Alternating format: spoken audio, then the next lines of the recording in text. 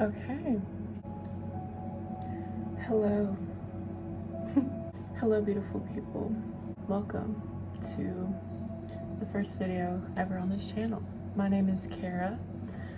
I am a writer, I am a natural philosopher, and I am a spirit enthusiast. My purpose for this channel is to just have a platform to speak my truth and speak my theories and philosophize and all that. Hopefully teach my perspective on things. The topic of the video of today is the journey of attachment and self-love. I think this topic is very important, especially in today's society. All the toxic traits that we've picked up as a collective, and how important it is to ground ourselves and come back to the natural state of life and the natural way we connect to each other. I'm definitely not a professional, so take everything that I say in this video and every other video I might make, take everything I say with a grain of salt, because at the end of the day, we're all just human. We all make mistakes, and this is just my theory and opinion. I feel like what I've learned is important in some aspect, and maybe it can be important to somebody out there, so I figured I'd share it. So yeah, let's dive in. Thank you for joining. So I'm going to start this video off with an excerpt from one of my favorite books, and this book is called The Alchemist by Paulo Coelho. I'm not sure if I'm saying that right. I hope I am. This book is all about the journey of self, and we're not going to solely talk about this book and the main aspects of it. I just feel like the prologue, which is very short, and I will read it to you guys, is perfect for explaining what we're about to talk about: attachment and self-image and love, you know? So I will read the prologue for you guys. All right, I'm gonna read this without the music because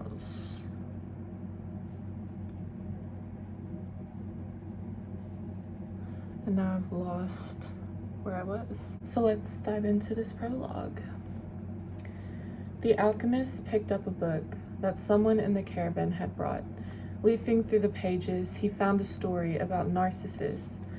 The alchemist knew the legend of Narcissus, a youth who knelt daily beside a lake to contemplate his own beauty. He was so fascinated by himself that one morning he fell into the lake and drowned. At the spot where he fell, a flower was born, which was called the Narcissus. But this was not how the author of the book ended the story. He said that when Narcissus died, the goddess of the forest appeared and found the lake, which had been fresh water, transformed into a lake of salty tears. "Why do you weep?" the goddess asked. "I weep for Narcissus," the lake replied. "Ah, it is no surprise that you weep for Narcissus," they said, "for though we always pursued him in the forest, you alone could contemplate his beauty close at hand." "But was Narcissus beautiful?" the lake asked. "Who better than you to know that?" the goddess said in wonder. "After all, it was by your banks that he knelt each day to contemplate himself." The lake was silent for some time. Finally it said, "I weep for Narcissus, but I never noticed that Narcissus was beautiful.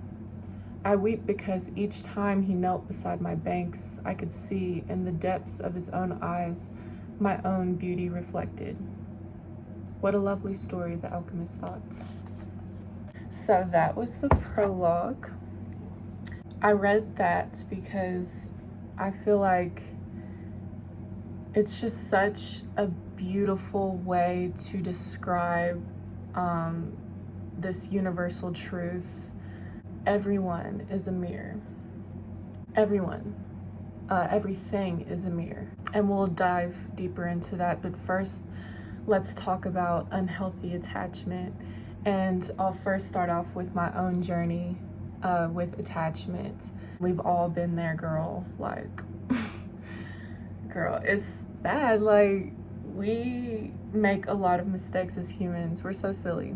I used to have, and I'm still working on it to this day, you know, I'm only 22 years old, and I definitely have a lot to learn about people and love and relationships and my connection to everything just as a human being. I will say in the past, my attachment style used to be very much led by fear.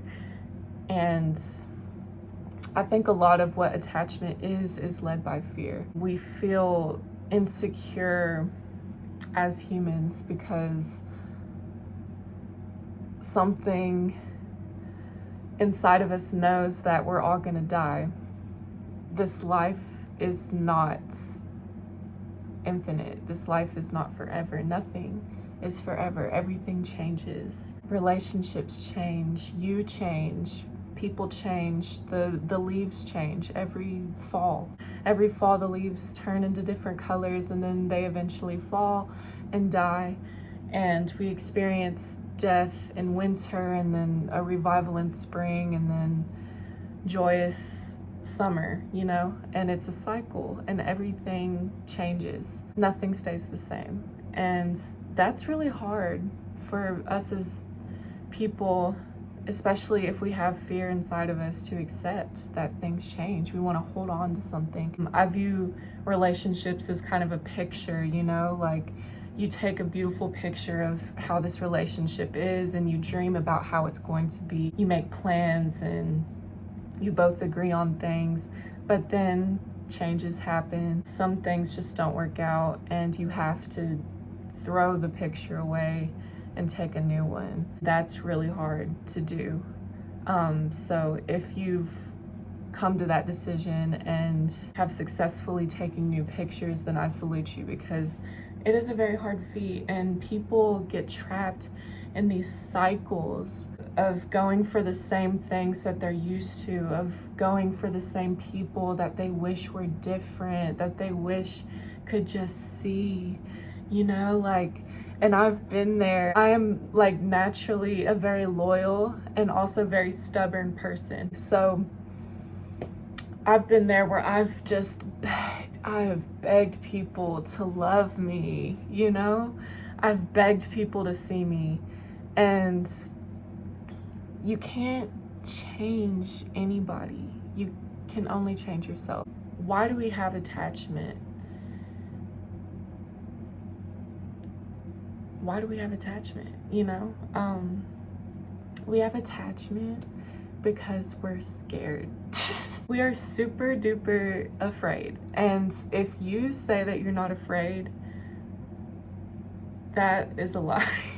Okay, I'm not gonna call you out like that, but I think we all are just born with fear. Not all of us are like completely engulfed by fear. Absolutely not. I mean, we're very strong, we're very brave and understanding, you know, as humans. You don't have to be engulfed by fear to admit that you are fearful and you have fear inside of you, because that is an instinct. We are animals, you know, we have instincts inside of us that keep us alive. We know that life is what we want. That's how we survive. And that's why death is so hard for us to understand, because it just doesn't make sense to our little animal brain. Like, we're just like, wait, this ends? This ends? This ends? This isn't ending anytime soon. But it will. And that's kind of hard to accept. When it comes to love and relationships and attachments to things, we have to admit to ourselves that really nothing lasts forever, because everything has an end. It's so hard to keep my thoughts together. I wrote my notes. You see this is color coded. So I am going by notes just to make sure that I get everything important out. But I'm also trying to keep this fun. I don't want it to be too serious. So this is hard. This is my first video. Anyways, yes, the reason why we have attachment is because we are afraid. And we can't conceptualize death in its full capacities. We attach ourselves to things and people because that gives us a sense of immortality. Love is so powerful because it's like the greatest, like the closest thing that a human can get to immortality is to be in love. And I think that's a beautiful way of putting it. We have attachment because we are scared of an ending, and so we attach. But attachment is not love. You can have love without attachment, but you can't have attachment without love. This is Care from the Future. My dyslexic brain. I meant to say, and this is what my therapist taught me, so I got this from a licensed person, but it's the other way around. So you can't have love without attachment, but you can experience attachment without love. All right, that's what I meant to say. Continue. And that's why I feel as if people get the two confused with each other a lot. They mistake them for the same things. People can be completely attached to each other. The big question is, I guess, within relationships is, why do we continue through toxic relationships? You know, you really ask it more so about other people. It's like, why are they in this toxic relationship? You know, like even if you were infatuated with them, oh, like I would be so much better for them. I just wish they would let that other person go. They're so horrible for each other. Why do they keep going back together? Blah, blah, blah. It's because they're attached. They crave that same feeling, like we were talking about pictures. They want that picture to last, but it never will. Don't confuse this with me saying that long-term relationships and even like lifetime relationships aren't possible. They're completely possible, but those only truly work and are healthy if they are a partnership, because love is a glue, but we need structure. We need structure to glue things together, okay? We can't just live in glue and just be glue. Like, we're just gonna be sticky and fall all over the place. It's just bad. Like, we need structure, something to glue together with our love. And that's what a partnership is. Especially a healthy partnership, it's two people that are able to work together towards something. And that can be within romantic relationships, friendships, or just platonic, work relationships. Like, every relationship is somewhat of a partnership in a sense. And if it's not, I mean, at least you can admit that you just love that person and you just respect them for who they are and want to just enjoy that person, and that's okay. But I think the unhealthy attachment happens when people expect partnership and have no structure to glue together. We get stuck in glue, and it's not okay. We need to realize that we all have an ego and we all are selfish. We're all selfish beings, and it's hard to admit that, but once we realize it, we can just breathe a little bit easier, knowing that we kind of all act selfishly. Deep down in our guts, we are selfish because our instinct is to survive. So we will do everything that we can to survive, just as our own body. So in that sense, we are all selfish, and we have an ego. And I know there's things, ego deaths and what have you. I've had a few of them myself, okay? But that doesn't mean I don't have an ego now. Ego is a tool. You can never rid of your ego if you want to live in society. As a human being in normal society, you have to have an ego. And it sucks, but that's just how it is. It's a tool of survival. It's a tool of representation, representing yourself. We can't rid of our egos, but the question is, how do we use our egos and this fear of death and attachment in healthy ways? That's the journey, is it not? The journey of learning what attachment is, and digging deep inside of yourself and seeing your mistakes and your shadow and your darkness and why you personally are attached to certain things and why it controls you. And we all should do this. We all must accept our mortality.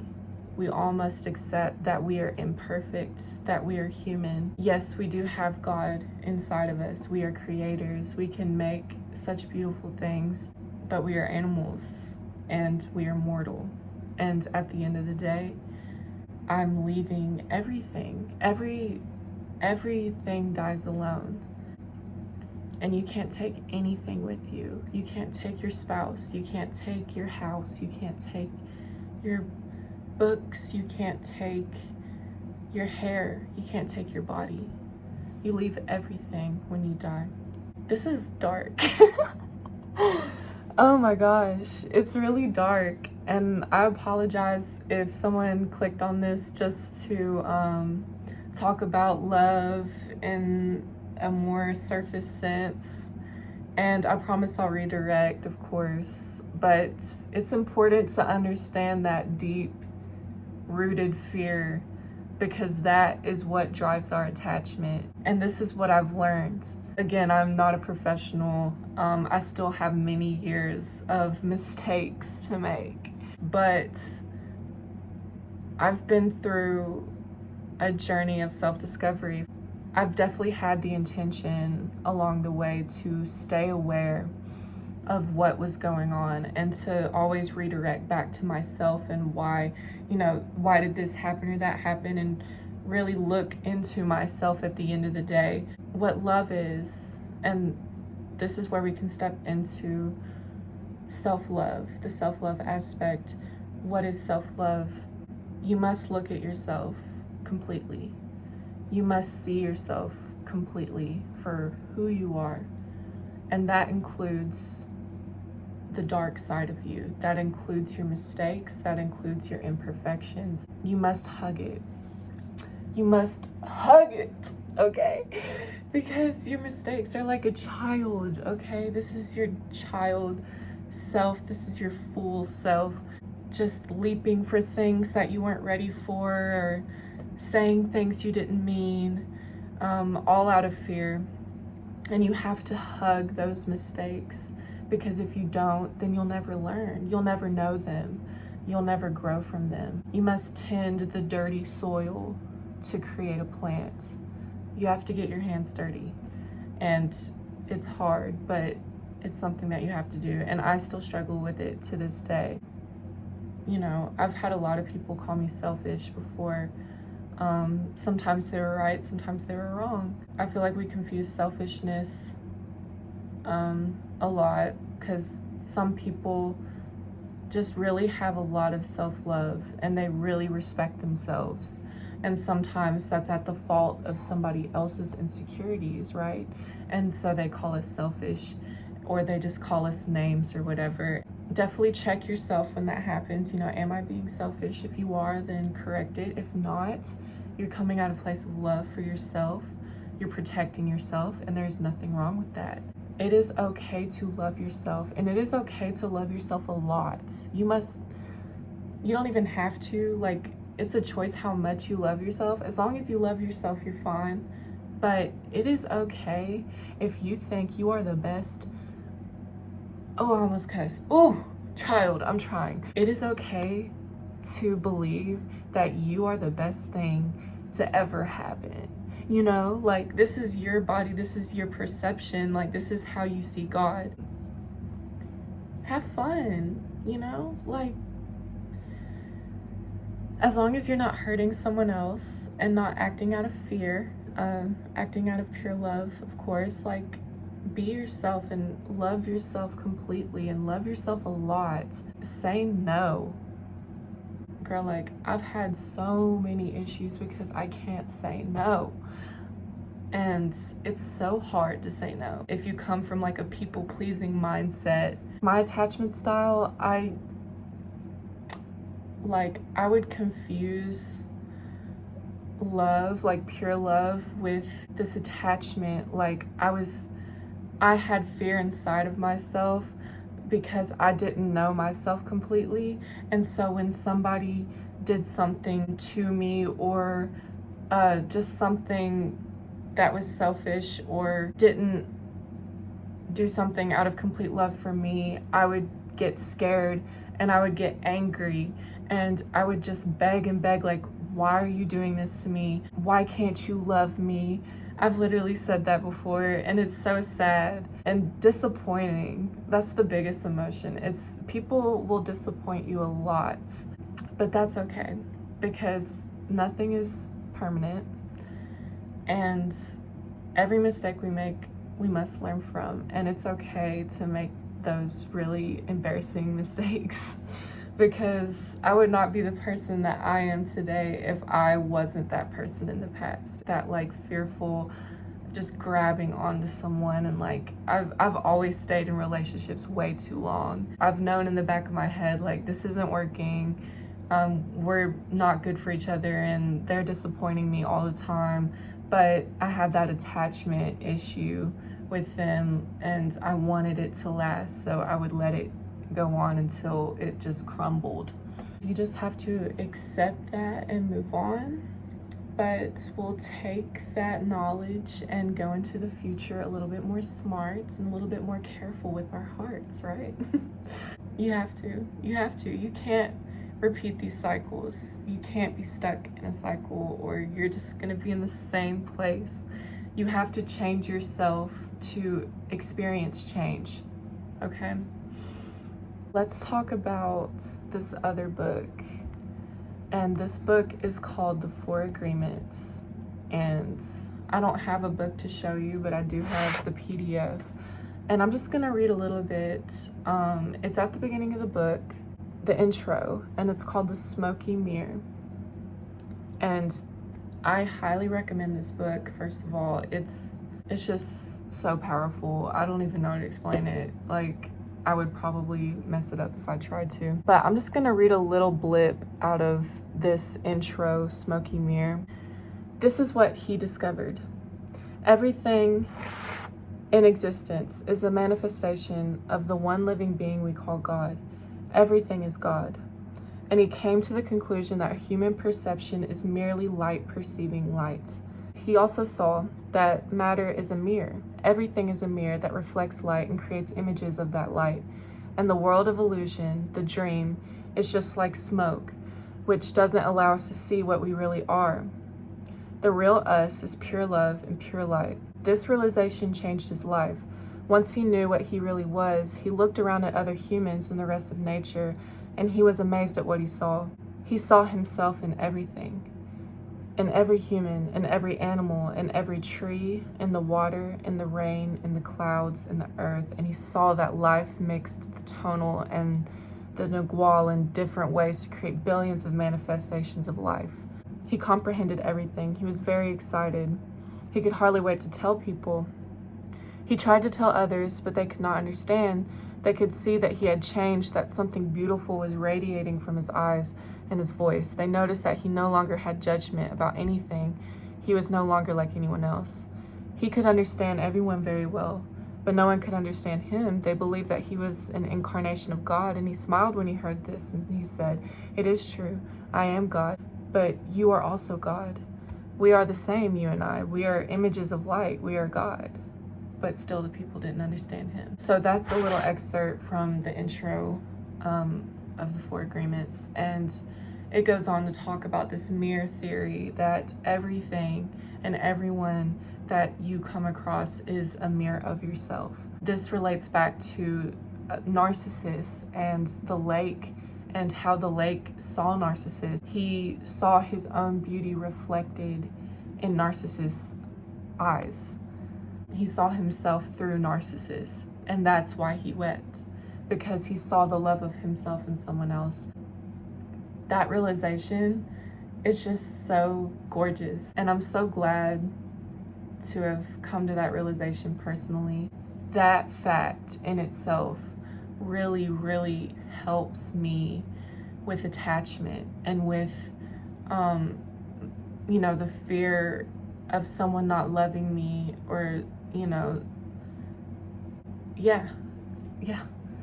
Isn't it scary? Someone not loving you, that's really scary. But this fact that I've come to has really helped with that. But yeah,